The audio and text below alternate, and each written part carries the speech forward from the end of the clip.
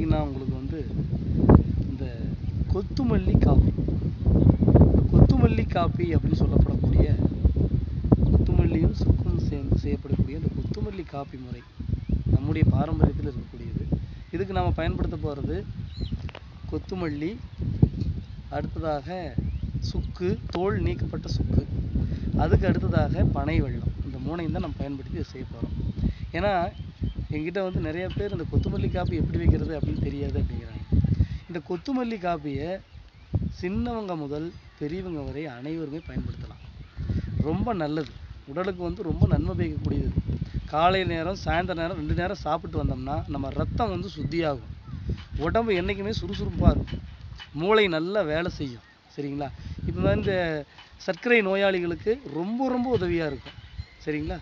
இந்த கொத்துமல்லி காஃபின்னு சொல்லப்படக்கூடிய இந்த கொத்துமல்லி தேநீர் வந்து எப்படி நம்ம தயார் பண்ணுறது அப்படிங்கிறத உங்களுக்கு காட்டுறேன். பாருங்கள். முதல் இதுக்கு தேவையான பொருள் பார்த்துக்குங்க.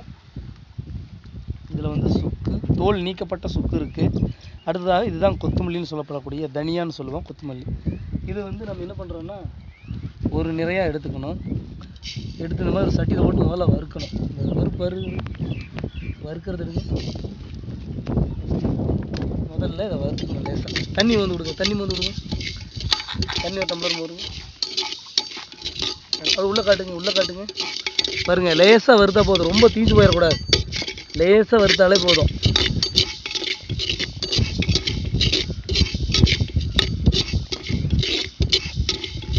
பாருங்கள், லேசாக வறுத்துருச்சா? இது வந்து என்னன்னு கேட்டிங்கன்னா அந்த வறுத்து ஒரு மனம் வரும். மோந்து தான் தெரியும் உங்களுக்கு, நல்ல மனம். அந்த வறுவட்ட மனம் நல்ல மனம் வரும். அந்த மனம் வரும்போது நம்ம தண்ணி உள்ள ஊற்றிடணும். அவ்வளோதான். ஒரு 4 டம்ளர் தண்ணி ஊற்றிடலாம். 1, 2, 3, ஒரு 4 டம்ளர் தண்ணி நம்ம ஊற்றிருக்கோம். அடுத்ததாக பார்த்தீங்கன்னா அந்த சுக்கு வந்து நம்ம தட்டி போட்டுடலாம். சுக்கு வந்து கொஞ்சம் அளவாக பாரு, இவ்வளோ சுக்கு போடலாம். இது கூட போதும், இந்த சுக்கு போதுமானதாக இருக்கும். அது இந்த அளவு சுக்கு நம்ம தட்டி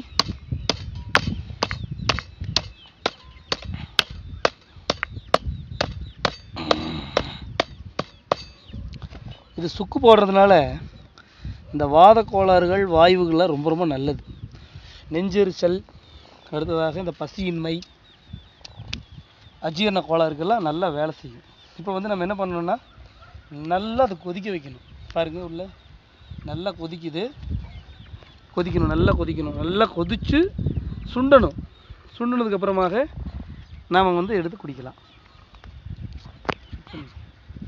இப்போ நம்ம என்ன பாதி கொதிக்க வச்சு இப்போ பார்த்தீங்கன்னா உங்களுக்கு தண்ணி வந்து ஒரு நல்லா பாதி சுண்டிருச்சு. இப்போ எடுத்து பார்க்கும்போது இந்த தண்ணியோட கலர் மாறி இருக்கும். சரிங்களா? அப்படி மாறின உடனே அதுக்கப்புறம் தான் நம்ம என்ன பண்ணணும்னு கேட்டிங்கன்னா கருப்பட்டி போடணும். கருப்பட்டி முன்னாடியே போடக்கூடாது. பனவெல்லம், சுத்தமான பனவெல்லம். கருப்பட்டி இந்த பனவெல்லத்தை முதலே போட்டோம் அப்படின்னா டேஸ்ட் மாறி போகும், சுவை வந்து வேறு மாதிரி மாறிடும். அளவாக எவ்வளோ போடணுமோ அதுக்கு தகுந்த மாதிரி அளவாக போட்டுக்கணும். போட்டுட்டு நல்லா நம்ம கலக்கி விட்டுக்கலாம். நல்லா கலக்கி விட்டுட்டு அதுக்கப்புறம் ஒரு கொதி விடணும். சரிங்களா? அதுக்கப்புறம் ஒரு கொதி விடலாம்.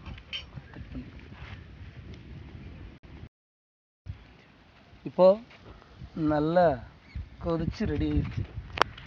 இது என்ன பண்ணுறோன்னா நம்ம வந்து வடிகட்டிக்கணும். நல்லா வடிகட்டிக்கணும். நல்லா வடிகட்டிக்கணும். நம்ம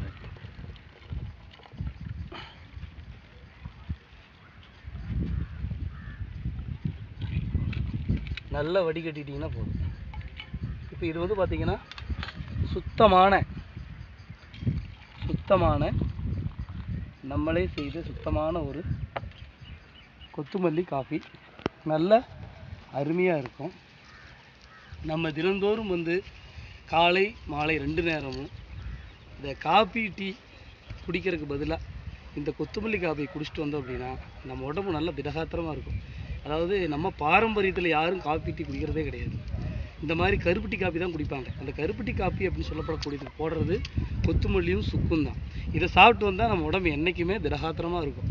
அதனால் தயவு செஞ்சு இனிமேல் யாரும் வந்துட்டு இந்த கடையில் போய் காப்பி டீயோ அல்லது வீட்டில் இந்த காப்பி டீயோ, ஆனால் காப்பி அப்படின்னு சொல்லப்படுற இந்த காப்பி பொடியில் பார்த்தீங்கன்னா எல்லாம் பயங்கரமான கெமிக்கல்.